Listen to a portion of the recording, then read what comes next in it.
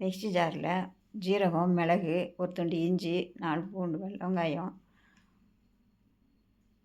கொஞ்சம் சோம்பு, 2 ஒரு கொத்து கருவேப்பிலை, கொத்தமல்லி எல்லாத்தையும் சேர்த்து மிக்சியில் கொரகொரன்னு அரைச்சிக்கிட்டு, வானொலியில் எண்ணெயை ஊற்றி கடுகு போட்டு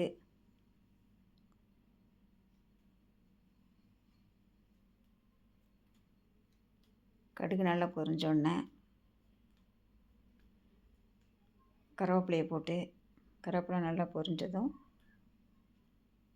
மிக்சியில் அரைச்சதை எடுத்து கொஞ்சம் வதக்கி தக்காளியும் புளியும் கரைச்சி வச்சதை எடுத்து அதில் ஊற்றிடணும். ஊற்றி கொஞ்சம் தண்ணி கலந்து உப்பு போட்டு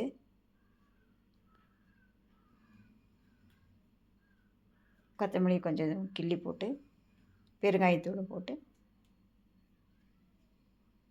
கொஞ்சம் மஞ்சத்தூள் போட்டு ஒரு கொதி வந்தோடனே ஸ்டவ் ஆஃப் பண்ணால் ரசம் ரெடி.